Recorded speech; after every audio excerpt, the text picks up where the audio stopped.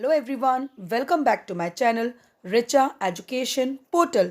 आज हम इस वीडियो में बात करने वाले हैं काइंड्स ऑफ वर्ब्स की। Right, in my previous video I explained you about kinds of verb. उसमें हमने लिया था topic regular and irregular verb. इसमें हम लेने वाले हैं verbs, auxiliary verb and main verbs. Right, so let's begin. अब वर्ब क्या होता है ना? A verb is a word or a group of words that is used to denote an action, event, state of being or position। मतलब किसी एक sentence में हमने जो भी काम किया, वर्ब किया, काम किया, क्रिया की, काम किया, तो वो हमारा वर्ब होता है ना? ये मैंने आपको अपने जब इंट्रोडक्शन ऑफ वर्ब मतलब एक्सप्लेन किया था तब मैंने समझाया था। अगर आपने वो मेरी वीडियो मिस की तो मैं आपको डिस्क्रिप्शन बॉक्स में वर्ब का और रेगुलर और इरेगुलर वर्ब दोनों ही वीडियोस का लिंक लिख दूंगी। ठीक है, तो अब हम बात करते हैं वर्ब्स की कि वर्ब्स क्या होता है। ये मैंने आपको एक्सप्लेन किया कि वर्ब होता है किसी भी कुछ वर्ड्स का ग्रुप जो हमको बताता है क्या एक्शन हुआ, क्या इवेंट हुआ, क्या हुआ वहां पर। ठीक है, आइए इसको और डिटेल में समझते हैं। Yes, when I have explained you about the introduction of verbs, I also explained you about कि वर्ब के बिना कोई सेंटेंस नहीं बन सकता। एक नाउन के बिना सेंटेंस बन सकता है, लेकिन एक वर्ब के बिना कभी भी सेंटेंस नहीं बन सकता। और वर्ब क्या है? इंग्लिश में किंग है ना? The shortest sentence contains a verb. एक छोटे से छोटे सेंटेंस को भी एक वर्ब चाहिए होता है। You can make a one word sentence with a verb. For example stop. You cannot make a one word sentence with any other type of word. Right, so verb क्या है हमारे English में? Verb के बिना कोई भी sentence बनाया नहीं जा सकता। नाउ मैंने आपको बताया था कि वर्ब बहुत सारे तरीके के होते हैं, है ना? जैसे main verb, auxiliary verb, regular verb, irregular verb, transitive verb, intransitive verb, है ना? तो रेगुलर और इररेगुलर वर्ब के बारे में हमने अपने पहले वाले वीडियो में डिस्कस किया था। आज हम बात करेंगे मेन वर्ब और ऑक्सिलरी वर्ब की। In kinds of verbs, verbs can be different types based on its function or its structure, है ना? इसके स्ट्रक्चर पे, इसके फंक्शन पे कि वो सेंटेंस में क्या रोल निभा रहा है, कहाँ पर है, इस पर डिपेंड करता है कि वो किस टाइप का है। देखो, बेस्ड ऑन फंक्शंस। अब वर्ब दो तरीके के बताए हैं बेस्ड ऑन फंक्शंस के हिसाब से। कौन सा? एक मेन वर्ब, एक ऑक्सिलरी वर्ब। एक मेन वर्ब और ऑक्सिलरी वर्ब। ये ऑक्सिलरी वर्ब को आप हेल्पिंग वर्ब भी बोल सकते हो, है ना? हेल्पिंग वर्ब मतलब जैसे प्राइमरी ऑक्सिलरी और मॉडल ऑक्सिलरीज। ठीक है, अब ये प्राइमरी ऑक्सिलरीज होता है बेटा बी, हैव, डू, जो कि प्रेजेंट टेंस, जो प्रेजेंट टेंस है उसमें लिखा जाता है इज, एम, आर, है ना? बी को क्या लिखते हैं प्रेजेंट टेंस में? Is, am, are. हैव को हैज या हैव, है ना? डू को डू या डज। ऐसे ही ये पास्ट टेंस में जब लिखा जाता है बी तो लिखा जाता है वॉज, वर। हैव लिखा जाता है हैड, है ना? किसी भी पास्ट टेंस में हो वो हैड ही रहता है। और डू लिखा जाता है डिड, पास्ट टेंस में। तो ये हो गए हमारे प्राइमरी ऑक्सिलरी। अब मॉडल ऑक्सिलरी क्या होता है इसके बारे में भी हम डिस्कस करेंगे। ठीक है, तो पहले हम बात करते हैं वर्ब्स दो तरीके के होते हैं, ऑक्सिलरी वर्ब और मेन वर्ब। और ऑक्सिलरी वर्ब को हम हेल्पिंग वर्ब भी बोलते हैं। आइए इसको और डिटेल में समझते हैं।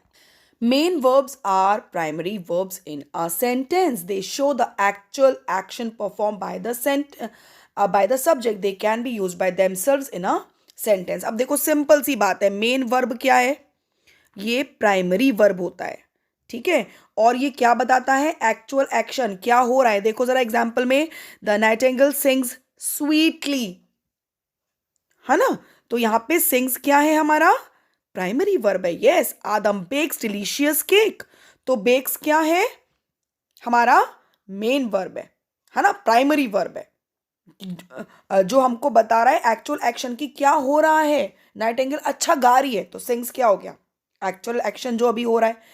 आदम बेक्स, तो बेक्स मतलब अभी जो हो रहा है, एक्चुअल एक्शन बता रहा है क्या हो रहा है। तो ये हो गया हमारा मेन वर्ब। और ऑक्सिलरी वर्ब क्या होता है बेटा?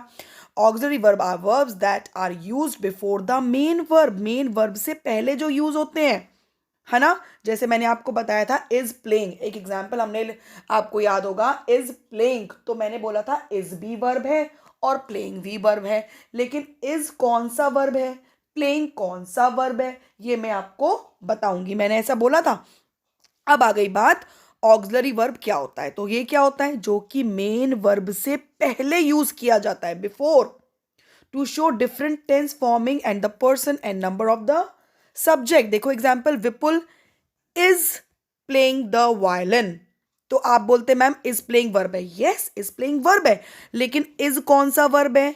हेल्पिंग वर्ब है. तो मतलब ये ऑक्सिलरी वर्ब है. ठीक है, ऑक्सिलरी वर्ब मतलब हेल्पिंग वर्ब, हेल्प कर रहा है. ऐसे ही देखो, Ghazni and Rudrani were walking. Were walking क्या है? Walking main verb. वर क्या है? ऑक्सिलरी वर्ब मतलब हेल्पिंग वर्ब. चलिए अब पता करते हैं ऑक्सिलरी वर्ब क्या होता है. मैंने अभी आपको बताया कि हेल्पिंग वर्ब को ही हम ऑक्सिलरी वर्ब करते हैं. अब ये भी टू टाइप्स का होता है.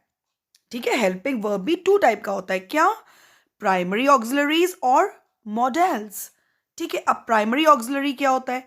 The verbs be, have and do are called primary auxiliary. मैंने बताया ना आपको, be, have, do primary auxiliaries होता है. और देखो, जो प्राइमरी ऑक्सिलरीज हैं वो प्रेजेंट टेंस में क्या बनता है, पास्ट में क्या हो जाते हैं. मैंने बताया ना, बी प्रेजेंट टेंस में क्या हो जाता है, इज, एम, आर, और पास्ट टेंस में was, were. Have, has, have, और पास्ट टेंस में हैड. डू प्रेजेंट में do, does, and past tense में डिड. ठीक है, तो ये हमारे हो गए क्या? Primary auxiliary verbs. Okay, now these help the main verb show the number and persons of its subject. ये हमको बताता है. is है तो एक जने की बात हो रही है, are है तो बहुत सारे लोगों की बात हो रही है. मतलब ये हमको बताता है कितने लोग हैं और वो क्या कर रहे हैं, मतलब वो पर्सन उस सब्जेक्ट में क्या कर रहा है. ठीक है, now these are called helping verbs. ये हमने बात करी हेल्पिंग वर्ब्स की. आई एम रीडिंग में एम हो गया ऑक्सिलरी वर्ब, है ना, प्राइमरी ऑक्सिलरी है. ऐसे ही द स्टूडेंट्स हैव कंप्लीटेड में हैव हो गया. हर वर्क डज नॉट, तो डज क्या हो गया? प्राइमरी ऑक्सिलरी वर्ब हो गया. ठीक है, अब ये देखो एक और चीज, primary auxiliary can also be used as main verb in sentences. अब कभी कभी प्राइमरी ऑक्सिलरीज वर्ब भी मेन वर्ब का रोल निभाते हैं. जरूरी नहीं है कि वो हर बारी हेल्पिंग वर्ब में हो, मेन वर्ब का रोल भी निभाते हैं सेंटेंसेस. देखो, आई एम हैप्पी, तो एम यहां पर क्या हो गया? Main verb. Yes, they have a car, तो हैव क्या है? मेन वर्ब है यहां. He did his work today, तो डिड क्या है यहां पे? ये मेन वर्ब हो गया. ठीक है, अभी आप इसको वर्कशीट देखो एक बार, ये एग्जांपल्स देखो, शायद आपको और क्लियर होगा.